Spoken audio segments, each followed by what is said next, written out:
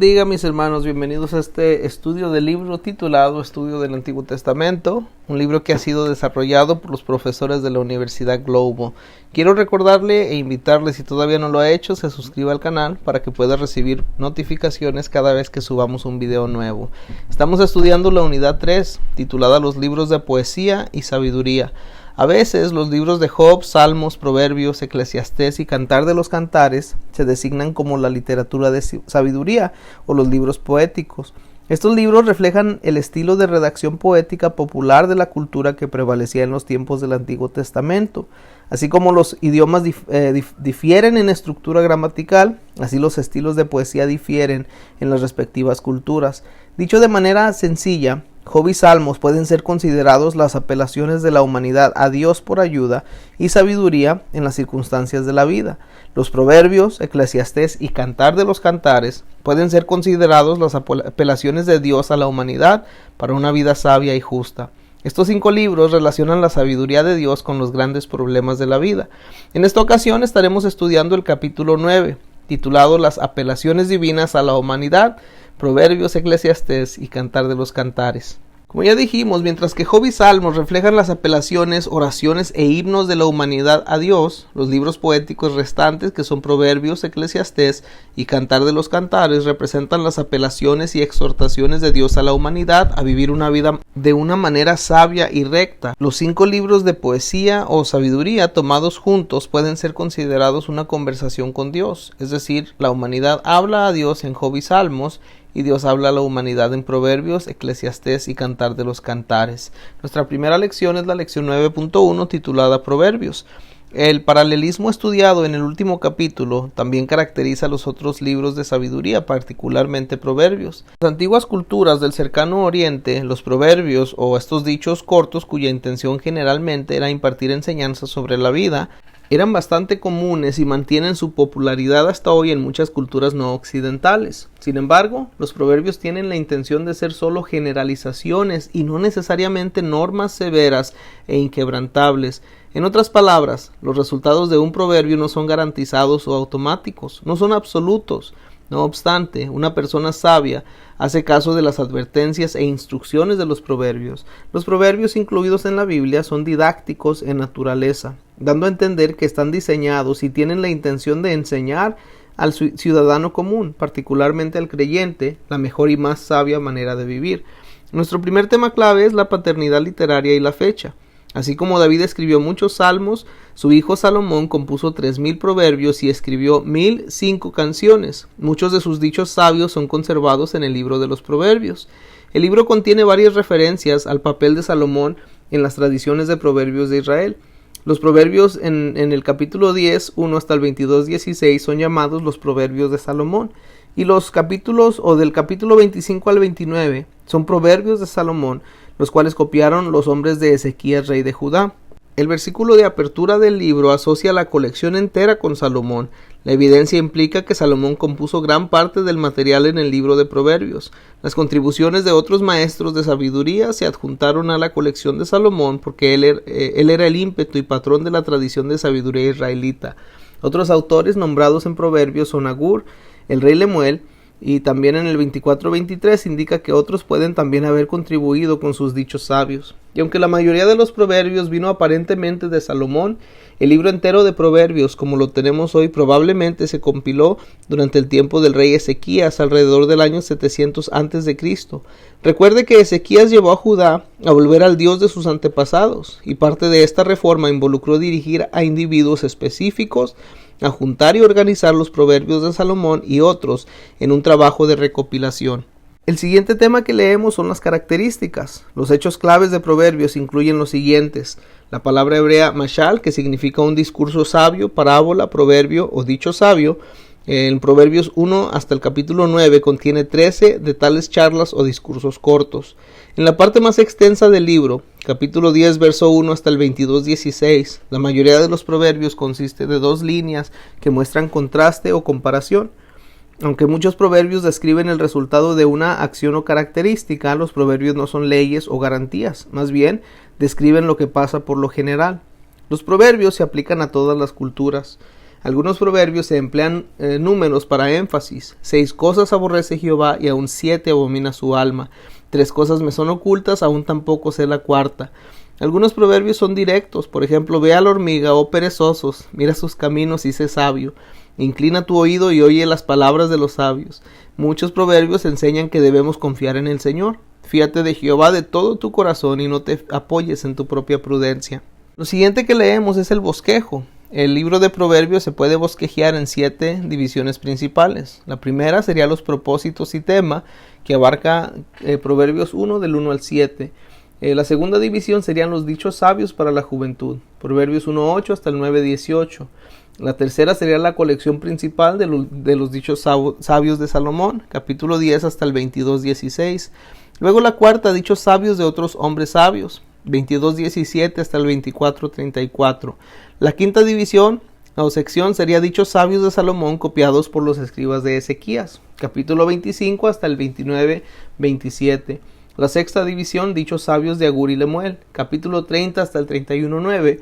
Y por último, el epílogo, dichos sabios acerca de la mujer virtuosa, capítulo 31, verso 10 hasta el 31. Un poquito más acerca de cada una de las divisiones del bosquejo, empezando por el propósito y el tema en base de Proverbios 1 del 1 al 7. Los propósitos de este libro se establecen con claridad en Proverbios 1, 2 hasta el 6. Los proverbios se compilaron para, número 1, promover sabiduría, conocimiento y disciplina. Número 2, exhortar a las personas a hacer lo correcto, justo y equitativo. Número 3, para dar sabiduría al ignorante. Número 4, para enseñar a la juventud a discernir lo que es sabio. Y número 5, ayudar al sabio para que sea más sabio. Luego el editor identifica el tema del libro. Dice: el principio de la sabiduría es el temor de Jehová. Los insensatos desprecian la sabiduría y la enseñan. Capítulo 1, verso 7. De nuevo pone énfasis en el tema en Proverbios 9:10. El principio de la sabiduría es el temor de Jehová y el conocimiento del Santísimo es la inteligencia. En este sentido, temer a Dios significa respetarle, honrarle y obedecerle. La sabiduría no depende del grado de habilidad intelectual o logros educativos de una persona. Más bien, la sabiduría tiene su fuente en Dios y únicamente en Dios. Mucho más que información intelectual o conocimiento teórico, la instrucción encontrada en este libro está basada en la reverencia y adoración de Dios. El temor de Jehová es el principio de la sabiduría. El temor de Jehová es la base primordial de la sabiduría. Predomina en la adquisición de la sabiduría. Y aunque el libro entero de Proverbios contiene una variedad de contrastes, el contraste entre el modo sabio de vivir y el modo necio se enfatiza repetidamente. Por un lado, están los que rechazan la ley de Dios y se niegan a guardar su pacto. Proverbios designa a estos individuos como necios y sus opciones de vida como necedad. En cambio, los que se mantienen cuidadosamente la relación con Dios y se adhieren a sus caminos se les llama sabios y sus vidas se caracterizan por la sabiduría. De esta manera, el libro de Proverbios se enfoca en estos temas principales. 1. El secreto de la vida feliz, significativa y eficaz se encuentra en la sabiduría y en la aplicación práctica de sus principios. 2. La sabiduría solo viene de conocer y confesar a Dios como la fuente de tal sabiduría. Por lo tanto, número 3. Una persona debe buscar a Dios con todo su ser si quiere ser sabio y disfrutar los beneficios de la sabiduría. La siguiente división del bosquejo eran los dichos sabios para la juventud, Proverbios 1:8 hasta el 9:18. Algunos de los discursos en esta sección empiezan con la frase hijo mío o hijos míos, indicando que un padre de más edad y más sabio está instruyendo a su hijo. El consejo del padre involucra exhortaciones para la vida correcta y advertencias sobre la vida imprudente, así como consideraciones sobre la pureza sexual y la vida inmoral sexual. Este lenguaje también se emplea a menudo entre el maestro y el alumno. Los proverbios emplean a menudo un recurso literario llamado personificación, en el que un concepto o idea es representado como una persona. Por ejemplo, en Proverbios 1 se personifica a la sabiduría como una mujer. La sabiduría clama en las calles, alza su voz en las plazas. Más adelante, la característica de necedad o insensatez también es representada por una mujer. La primera de estas damas, necedad, en Proverbios 7, es una prostituta de la calle. Esta seductora, literal o metafórica, aparece en Proverbios 2:16, 5:3, 7:6 y 9:13. Ella reluce con lisonja y encanto seductor, pero arrastra a su joven víctima a la muerte oscura. La segunda dama, sabiduría, es el predicador callejero con un mensaje profético, la verdadera novia del alma, verdadera consejera, verdadera anfitriona y la propia hija del Creador. Esta sección describe a la necedad en términos de inmoralidad sexual, pero también habla de otras tentaciones a las que los jóvenes están expuestos, como la violencia de pandillas, la burla o hasta la pereza. La siguiente división es la colección principal de los dichos sabios de Salomón, Proverbios 10 hasta el 22:16. Los proverbios de Salomón tratan de la soberanía de Dios junto con muchos otros temas, incluyendo pobreza y riqueza, calumnia, autodisciplina, discurso y silencio, trabajo y pereza, promesas precipitadas, disciplina en la educación, enfermedad y congoja, vejez y muchas cosas más. Los contrastes en algunos de estos temas son ejemplos de la forma antitética o opuesta del paralelismo, estudiada ya en el capítulo anterior del curso. La unidad consiste mayormente en una colección de dichos proverbiales en versos de 2 líneas cada uno. El paralelismo casi siempre es antitético, como cuando leemos: el hijo sabio alegra al padre y el hijo necio es tristeza de su madre. La siguiente división serían los dichos sabios de otros hombres sabios, Proverbios 22 hasta el 24:34. Esta siguiente sección, mis hermanos, contiene una serie de más consejos y advertencias de sabios, aparte de Salomón. Estos proverbios usan frecuentemente el enunciado no, advirtiendo en contra de cosas tales como oprimir a los pobres, gastar demasiada energía en hacerse rico, envidiar a pecadores o regocijarse cuando cae el impío. También se dirigen a acciones sabias como confiar en Dios, demostrar respeto por la autoridad y trabajar duro. Los eruditos han notado las similitudes entre la sección del libro de Proverbios y un documento egipcio antiguo conocido como las enseñanzas de Amenemopet o Amenemope. Las dos obras tienen varios temas y expresiones comunes. También Amenemope consiste de 30 capítulos y Proverbios 22:20 pregunta lo siguiente: ¿acaso no te he escrito 30 dichos que contienen sabios consejos? El libro de Proverbios puede haber tomado prestado y adaptado algunos de estos refranes, o quizás tanto Proverbios como Amenemope tomaron prestados de algunas escrituras anteriores. De todos modos, esto no pone en peligro la integridad del pasaje bíblico como la palabra inspirada de Dios, debido a que los escritores extracanónicos e incluso no israelitas normalmente son citados por autores bíblicos. La siguiente división serían los refranes sabios de Salomón, que fueron copiados por los escribas de Ezequías, Proverbios 25:1 hasta el 29:27. La colección de proverbios de Salomón que los escribas de Ezequías preservaron y compilaron contiene mucha variedad. La colección incluye dichos sobre prioridades apropiadas y el destino del perezoso. Estos proverbios parecen haber interesado a Ezequías debido a su intención de lograr una reforma espiritual de la nación de Israel. Tratan frecuentemente de temas de liderazgo y de aquellos asociados con líderes. Los siguientes, los dichos sabios de Agur y Lemuel, Proverbios 30 hasta el 31:9. La Biblia dice muy poco acerca de Agur y Lemuel, que proporcionaron los dichos sabios de la próxima sección de Proverbios. Agur confiesa que él no tiene gran sabiduría y entendimiento. No obstante, quiere que Dios le enseñe sabiduría y lo mantenga apartado del engaño. Él aprende mucho observando la creación, particularmente los animales, así como la vida humana y la interacción entre los seres humanos. Luego Lemuel recuenta principios que su madre le enseñó sobre las responsabilidades de un rey. Sus proverbios exhortan a los líderes para que se protejan contra las malas influencias negativas, específicamente de inmoralidad sexual y de embriaguez, y que traten a todas las personas con justicia sin favoritismo. O división del bosquejo son los dichos sabios de la mujer virtuosa, Proverbios 31:10 al 31. El último capítulo de Proverbios incluye un discurso bien conocido sobre la virtud y la belleza interior de la mujer que honra a Dios. La mujer de noble carácter es sabia, generosa, laboriosa y un regalo maravilloso de Dios. Los eruditos han notado que estos 22 versículos forman parte de un poema acróstico. Es decir, cada versículo empieza con una letra diferente del alfabeto hebreo. El último tercio de Proverbios 31 es una descripción de la A a la Z de una esposa ideal.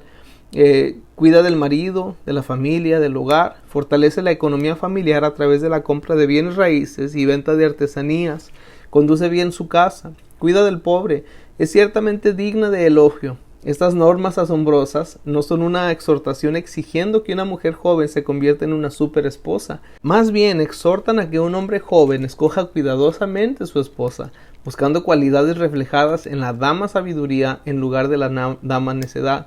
Este poema final es un epílogo o conclusión apropiada para Proverbios debido al lugar central de la familia en el libro. De hecho, desde los primeros días de Israel, la familia tiene un lugar central.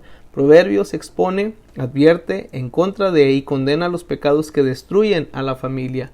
Por consiguiente, Es apropiado que el libro termine alabando a una esposa conocida por sus buenas cualidades. Vayamos ahora a la lección 9.2, mis hermanos. En base de Eclesiastés, empezamos ahí leyendo acerca del autor y la fecha. Muchos intérpretes tradicionales judíos y cristianos atribuyen la paternidad literaria de Eclesiastés a Salomón. Algunos de estos eruditos creen que Salomón escribió el libro después de haberse alejado de Dios.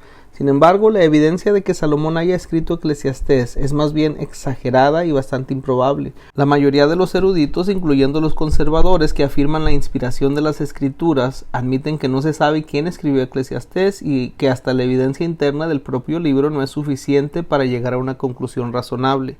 La frase hijo de David, rey en Jerusalén, y ciertos pasajes como el capítulo 1, versos 16 y 17, tienen la intención de que el lector piense en Salomón. No obstante, la jactancia de que él había superado a todos los que le precedieron en el trono es bastante débil, si su padre David fue su único predecesor, puesto que el libro en ninguna parte afirma que Salomón haya sido su autor. Es mejor dejar el asunto indeterminado.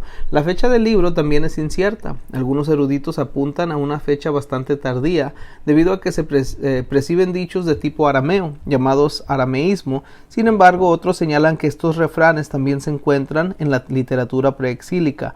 Por esto, una fecha temprana es ciertamente concebible. Algunos han sugerido una fecha alrededor del año 930 a.C., pero nuevamente es mejor dejar el asunto indeterminado. El siguiente tema sería el título. En las escrituras hebreas, el título de este libro es Coelet, que quiere decir uno que convoca a un grupo de personas y se dirige a ellos. En la Septuaginta, el hebreo de esta palabra fue traducido a una palabra griega con el mismo significado, que es Eclesiastes.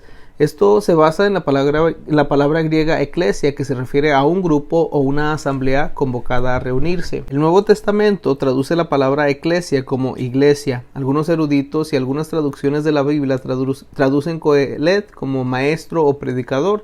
Sin embargo, otros piensan que el concepto de un orador que habla a una asamblea de personas es un concepto o traducción más apropiada. Lo siguiente sería el tema y el contenido. Aunque el autor y fecha de Eclesiastés pueden ser inciertos, el tema del libro, declarado 2 veces, es absoluto. Vanidad de vanidades, dijo el predicador, vanidad de vanidades, todo es vanidad. De hecho, la palabra vanidad se repite 35 veces en los 12 capítulos de este libro. En las escrituras hebreas, la frase en Eclesiastés 1:2 es lo más absurdo de lo absurdo. Esta forma de redacción identifica el grado superior de un grupo. Por ejemplo, Santísimo es el lugar más santo en el templo, y el Rey de Reyes es el más grande de todos los reyes.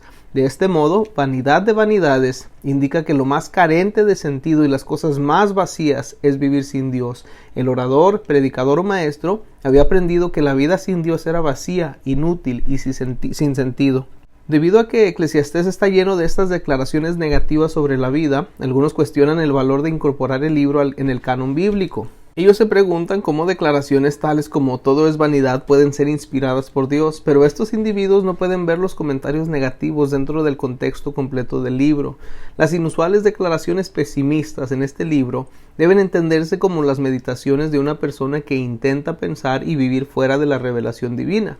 Es decir, sus conclusiones y diversos temas deben tomarse con considerable precaución, porque lo más frecuente es el hombre en la calle esté equivocado en sus suposiciones básicas y por lo tanto desviado de las aserciones teológicas que se derivan de ellas. En el capítulo anterior nos encontramos con que pese a que las palabras de Satanás en el libro de Job son parte del registro inspirado, las palabras en sí no son inspiradas. De la misma manera, los dichos en Eclesiastés son parte del registro inspirado, pero no debemos suponer que son teológicamente exactos o inspirados. Más bien, las declaraciones negativas reflejan la sabiduría común de personas que no sirven a Dios. Con tantas inexactitudes negativas y teológicas en el libro, ¿cómo podemos decir que Eclesiastés es la apelación de Dios a la humanidad para que viva sabiamente y de acuerdo con su propósito y su plan? Esta aserción procede de examinar el contexto, el tema y el propósito del libro. Como Proverbios, Eclesiastés contrasta la sabiduría mundana con la sabiduría divina. Además, el libro afirma que nuestras vidas deben estar enfocadas en Dios. Eclesiastés advierte en contra de una vida en pos de placeres sin sentido y vacíos que no tienen valor duradero. La vida sin Dios es el centro de la vanidad. Eclesiastés demuestra lo vacío de vivir de acuerdo a la sabiduría humana y buscar el verdadero significado fuera de Dios. Sin embargo, No todas las observaciones en Eclesiastés son negativas. Sus declaraciones positivas apoyan las acciones sabias de los que ponen a Dios en el centro de su vida. Reconoce algunos de los regalos de Dios y afirma que Dios todo lo hizo hermoso en su tiempo. Y aunque el autor de Eclesiastés sabe que la vida involucra muchas cosas vacías, vanas e inútiles, también sabe que algunos valores dan significado a la vida. De esta manera, anima a los lectores a que se disciernan entre lo que tiene valor y lo que es inútil. El libro de Eclesiastés se puede bosquejar en 9 secciones principales, la primera de ellas siendo la introducción del problema, capítulo 1, verso 1 al 11, la sección 2, la vanidad en todo, capítulo 1, verso 12 hasta el capítulo 2, 26. Todo el capítulo 3 sería la tercera sección, que es el tiempo. La cuarta sección sería la sociedad, que abarca el capítulo 4. La quinta, la adoración y la riqueza, que toma el capítulo 5 y 6. La sexta sería la sabiduría, capítulo 7, 1 hasta el 8, 1. La séptima, la justicia, capítulo 8, 2 hasta el 9, 12.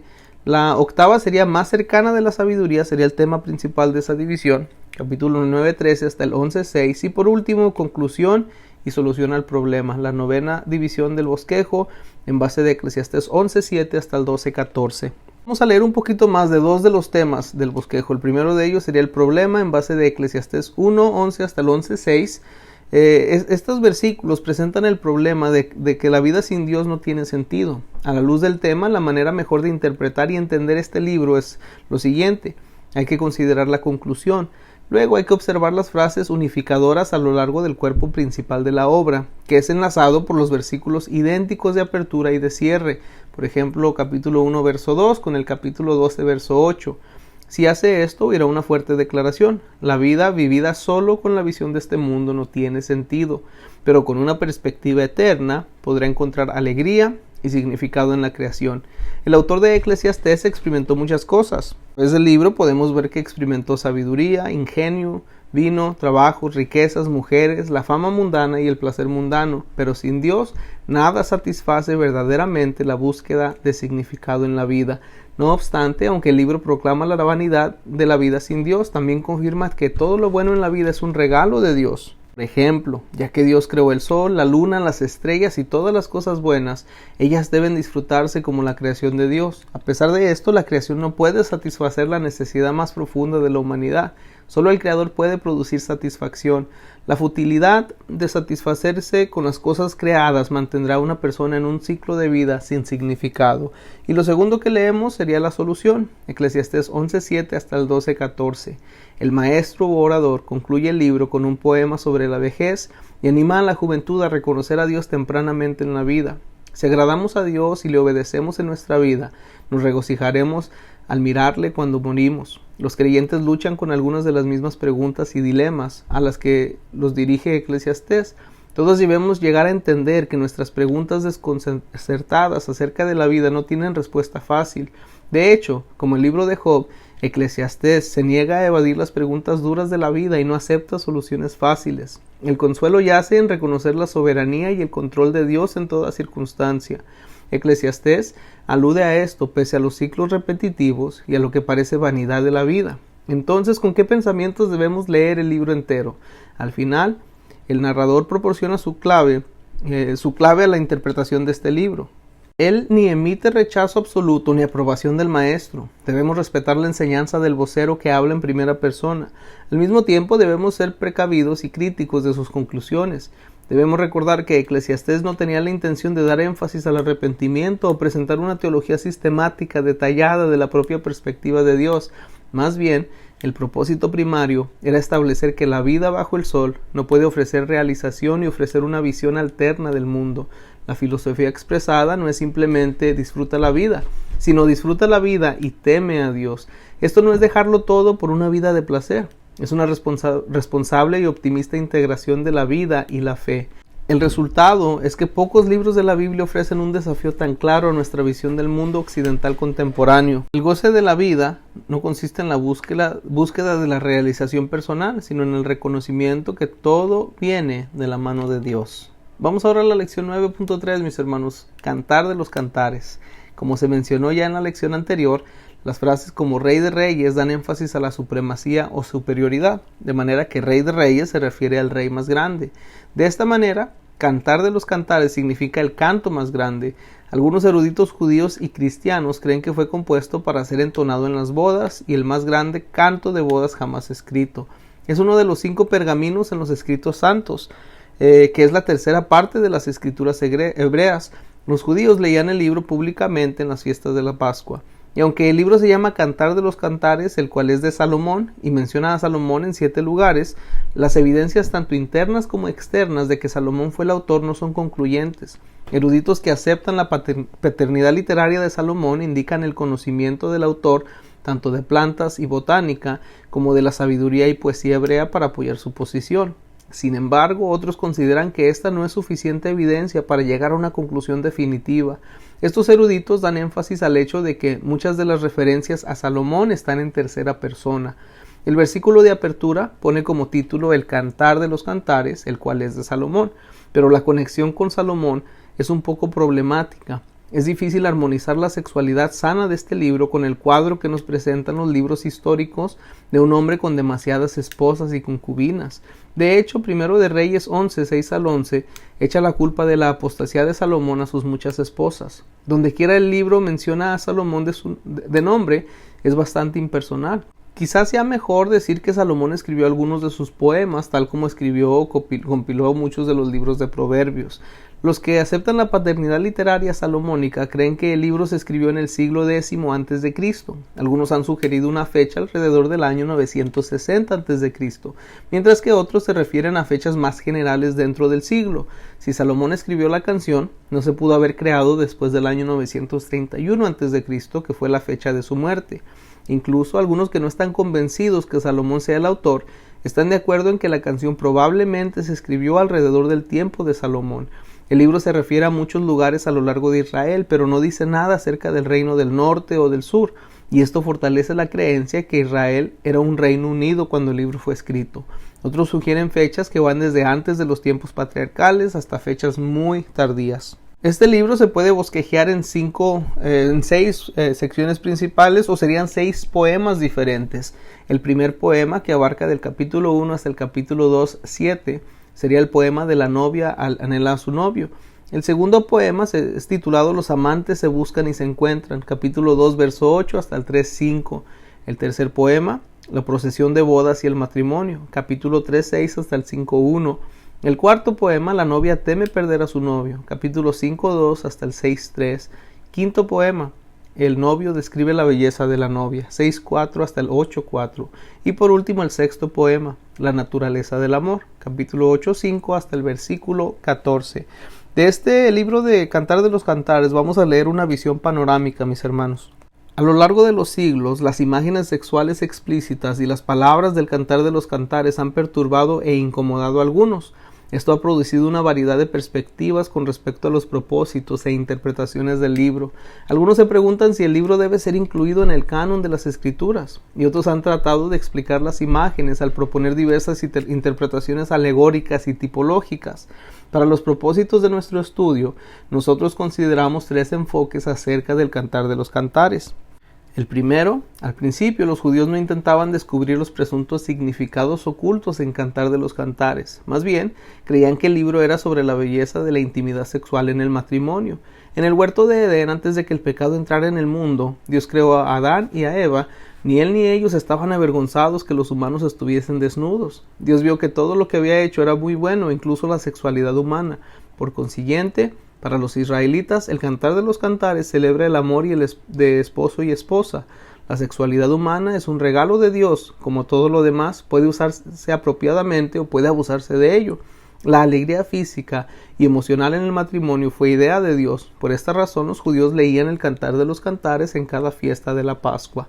Más tarde, algunos pensaron que el enfoque del libro en la belleza del cuerpo humano era pecaminoso y que promovía pensamientos lujuriosos. Desarrollaron lo que creyeron ser una manera más espiritual de leer el libro y lo promovieron como un símbolo del amor de Dios para con Israel.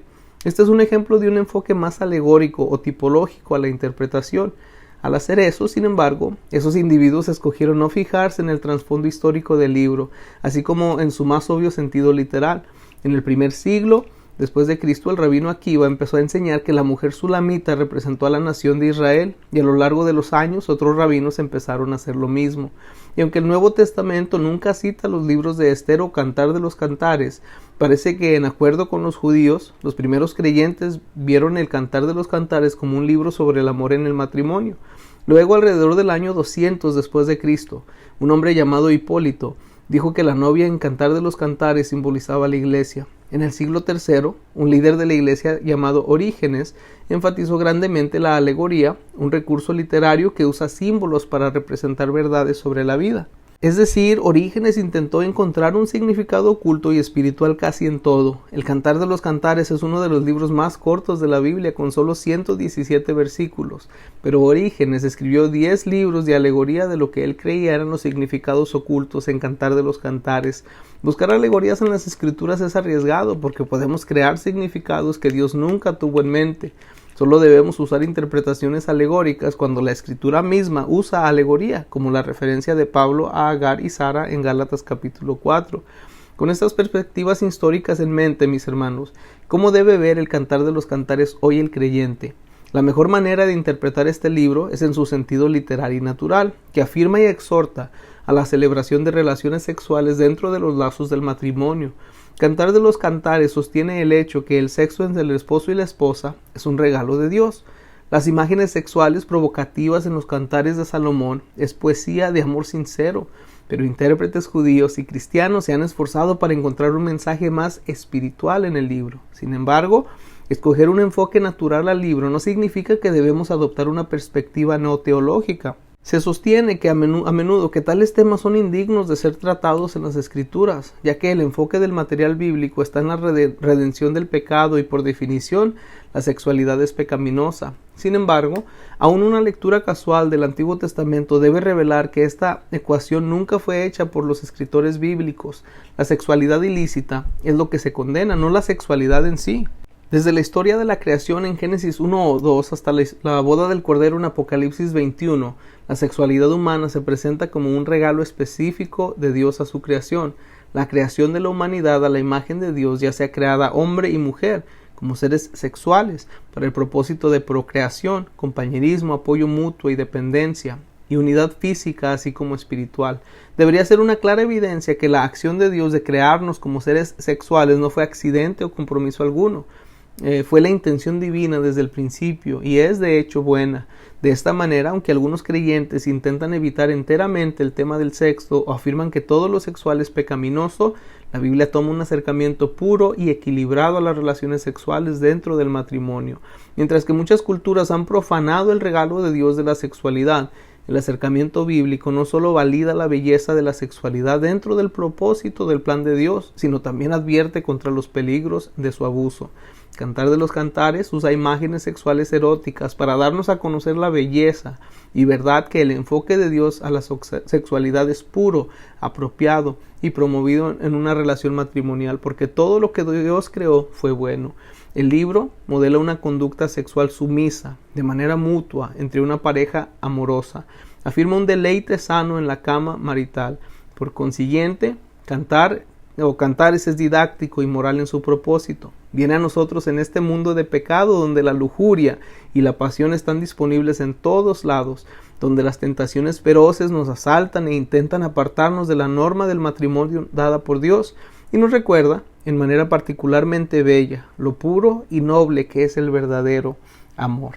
Con eso, mis hermanos, cerramos el capítulo 9, las apelaciones divinas a la humanidad, Proverbios, Eclesiastés, Cantar de los Cantares. Y cerramos también la unidad número 3, los libros de poesía y sabiduría. Dios les bendiga.